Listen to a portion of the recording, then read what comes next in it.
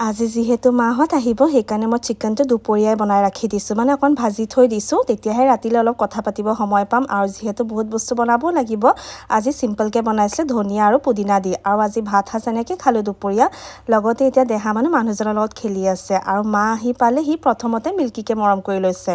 লগতে লৈ আনিছে গৰম গৰম গোলাপ জামুন তেতিয়া মানুহজনক ক'লোঁ আমি কিবা এটা নিমখীয়াকৈ লৈ আহোঁ যেহেতু কফিৰ লগত মিঠা নিমখীয়া দুটা খালে বেছি ভাল লাগে তাকে ওলাই গ'লোঁ আৰু ঘৰলৈ আহি কাপোৰটো পটককৈ চেঞ্জ কৰি এতিয়া ববিয়ে বনাই আছে কফি তাইক মানে কফি বনোৱা ডিউটিত লগাই দিছোঁ বহুত টেষ্টি বনাই দেই লগতে মই এতিয়া চবৰ কাৰণে মিঠাইবোৰ বোলো উলিয়াই দিওঁ লগত মই লৈ আনিছিলোঁ আলু চপ আৰু পিঁয়াজ দি এতিয়া চবৰ কাৰণে কফি দি দিছোঁ আৰু সকলোৱে এতিয়া মিলি কথা পাতি পাতি কফি এনজয় কৰিলোঁ পিছে সময় কেনেকৈ গুচি গ'ল গমেকে নাপালোঁ ন মানে আমি যেতিয়া চবে লগ হওঁ ইমানেই কথা পাতোঁ সময় একো খবৰে নাই তাকে এতিয়া ৰাতি বোলো এতিয়া পটাপট ডিনাৰখিনি বনাই লওঁগৈ মানে ভাত পাতিব আছিলে লগতে মাছ আঞ্জা বনাম ভাবিছিলোঁ আৰু মায়ে মোক কৈছে দে মই পটাপট কাটি দিওঁ মই কৈছোঁ নালাগে তুমি যিহেতু আলহী খাব আহিছা তুমি বহাগে যোৱা পিছে মায়ে এতিয়া মোক আগৰ নিচিনা সৰু বুলিয়ে ভাবে নে কি জানো কৰিবকে নিদিয়ে নহয় এতিয়া আহি চাইছোঁ চবে কথা পাতি আছে আৰু এতিয়া চবকে ভাত খাব দিলোঁ ঘৰ যোৱাৰ আগত দেহা মানুহ মোলে মৰম চক একদম চুমা খাই খাই ততে নাই তেন্তে আজিলৈ আহিছোঁ যদি ভিডিঅ'বোৰ চাই ভাল পাইছে প্লিজ চেনেলটো ছাবস্ক্ৰাইব কৰিব